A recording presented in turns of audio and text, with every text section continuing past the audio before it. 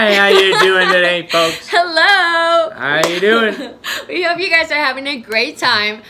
We just came to you with a new video today, and today we're gonna talk about and share a little bit of our experience on how we knew that I was supposed to marry him and he was supposed to marry me.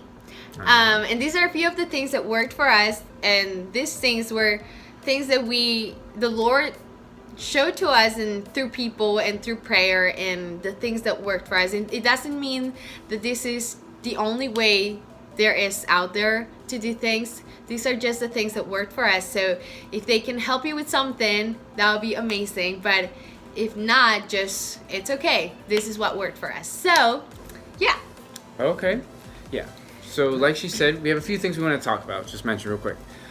First, is he or she a Christian? Now, you have to take into consideration when you're younger, this isn't always as big a deal, but when I get a little older, it starts to mean more, is he or she a Christian? What we really mean is, do they believe the same as you? And as a Christian, it's important because if you're not, one's a Christian, one's not. Now that most of us probably know that there's a verse in the Bible that says you can't be unequally yoked together with unbelievers. Mm-hmm. But it really, what that really means is that you can't have one person believes this and one person believes this. If you're both pulling in a direction and it's not the same direction, eventually somebody has to lose. Tug of war, somebody's got to lose, somebody's got to give out. And usually it's the Christian, because the Christian, not guidelines, but Christian beliefs are stricter. They're designed, because the Bible says, justification and sanctification. We're designed to be better, more like Christ, the more that we are with him. So usually when you do that, when there's two of you, it's usually the Christian that ends up giving out,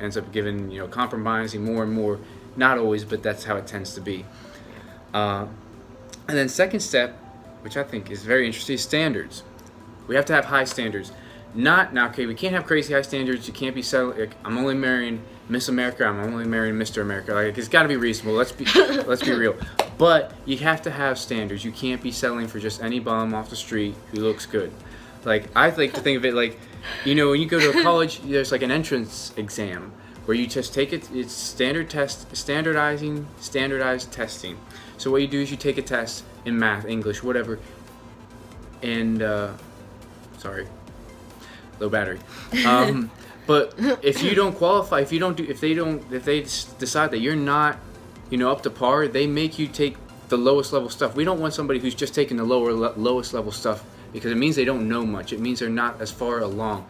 As a Christian, we want to be farther along. We want to have somebody, like, if we get into a relationship, we want to have the idea that we're thinking of marriage, we're thinking seriously, not just temporary. Like, we don't want to just have a good time. We want to get to know somebody. Yes. And do you have anything to add to that?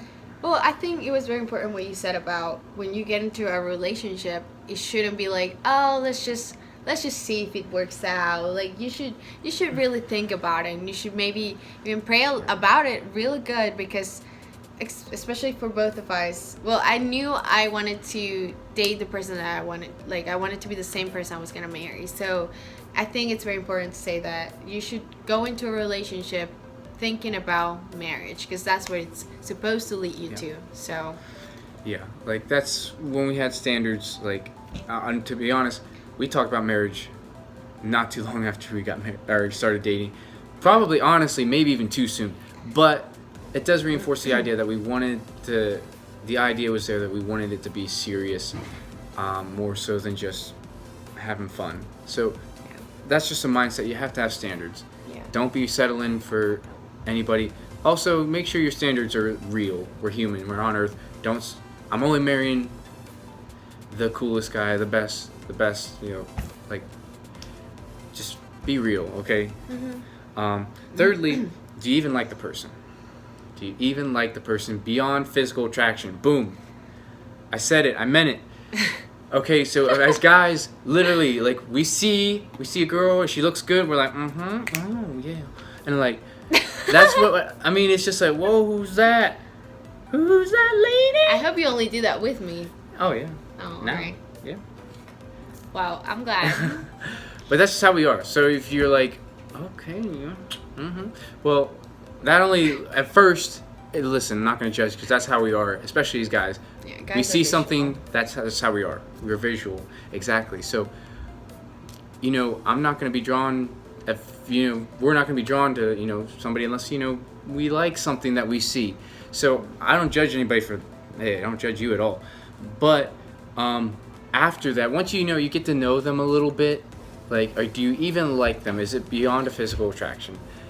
It has to be more than that, because if you take away that pretty face, you take away those big muscles, do you even like them?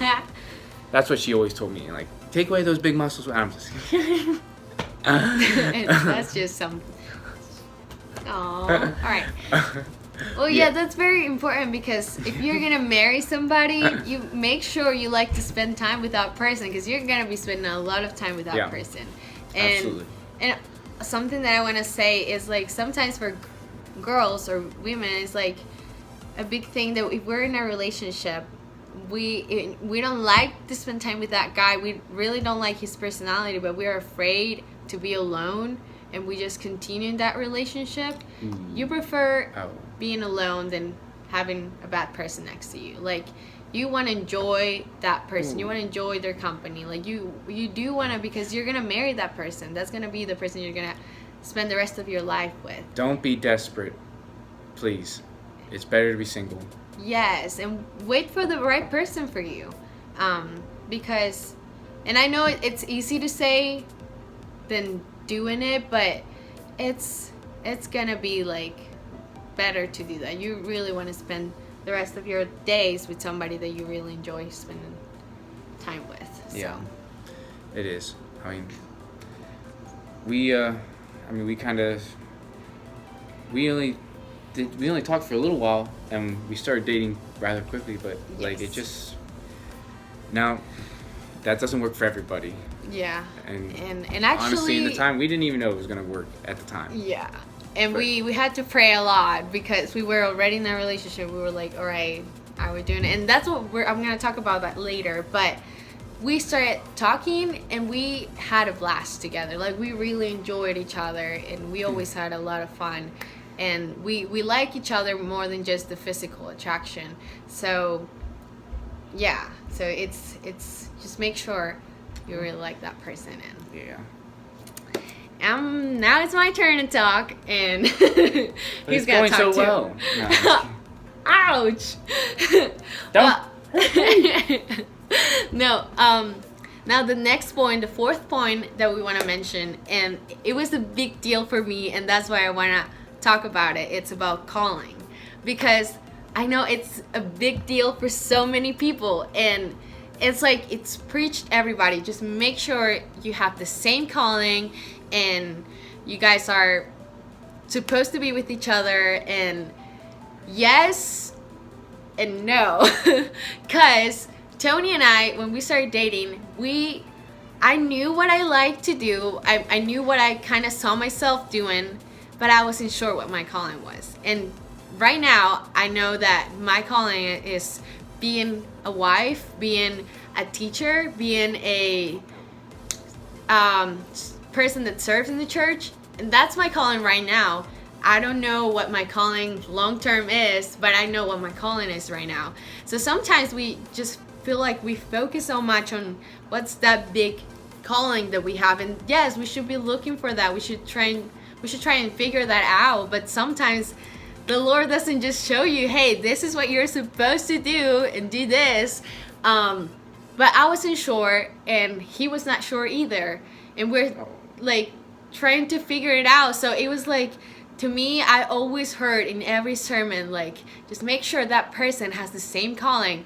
And I was so confused, because I was like, he doesn't know his calling, I don't know my calling, like, I don't know what to do. And I knew I wanted to do something, but he wasn't sure that he wanted to do the same exact thing. And it was like this confusion that I had in my mind for the longest time, and I just prayed and prayed about it, and I just didn't know what to do. But he told me something, and he was like, I think it's cool that you have the same calling with that person, but I think more than that, it has to be a calling that complements each other. Like, it doesn't. I said that? Yeah, you told me that. Yeah. Oh. Yeah. Not bad. I don't remember that. Well, it wasn't you then. it was the Lord speaking through you. But it's cool that you find that person that has the same calling. Like if he's called to be a pastor, and I've met so many wives of pastors that they didn't feel like they were supposed to be a pastor, but their husbands were called to be a pastor. So it's been like you just marry that person, you become one with that person. If the Lord is calling him to do something, the wife is gonna go with him.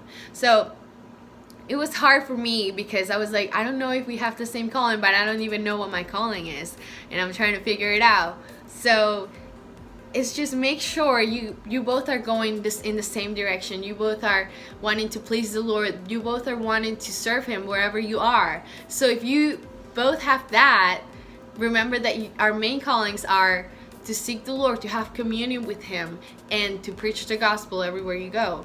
And that's our main callings as Christians. So if you both have that in your heart, then you're good. Don't overstress yourself. And the next point that I want to make, and all right, it doesn't work for everybody the same. It worked for us. We felt peace with making that decision, even though we didn't know our callings. But we decided that we were not gonna over stress about it.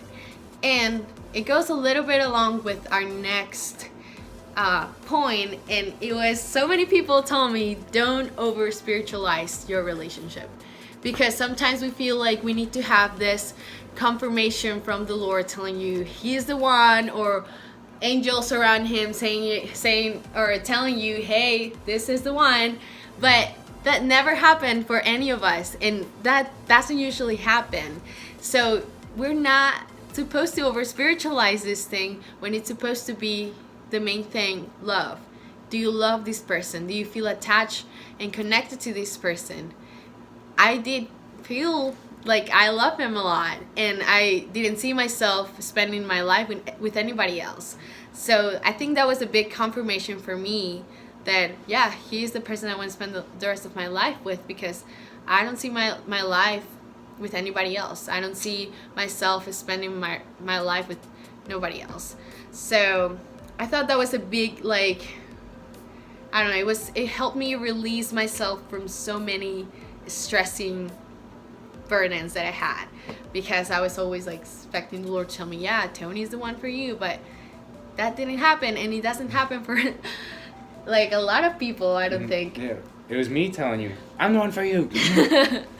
But yeah, so that was a few things. Those were a few things that helped me decide and helped us decide, hey, I think you're the right for me. So yeah, again, like she said, like, you don't have to follow, like, we're not saying we did everything right, but we did what we did. It worked for us. Doesn't mean, everybody's different, so it doesn't mean, you have to follow that blueprint. It doesn't mean we did everything right, because we didn't. yeah. So you can just, because we're humans, and you guys are humans. Like, yeah. We're never gonna make every single decision right, but if we have people over us, leaders, people that are gonna be guiding us in our relationship with the Lord, just trying to seek his will for our lives, then you're gonna do better. Like, you're gonna know that your situation is gonna improve if you're not doing something right. So again, having somebody that you trust, that's been there, that's done that, is that's great. I definitely encourage that. So but that's just our thoughts. We explained a little bit what happened with us, what we did, how we went about it. But ultimately, this is, if you're anybody that's sort of in that situation right now, if you're a Christian, there are some rules, there's some things you abide by. The Bible will tell you that. But write your own story. You be you, but with the Bible right next to you. So exactly. That's what I would say. So, yep. So right. That was it for today, and that was it. Yes. If you guys want to say something, the comment section is open for opinions and things and stuff like that. So yeah, that'd be crazy. Got some comments, got some feedback. Yep. So, all right. But we'll see you next week.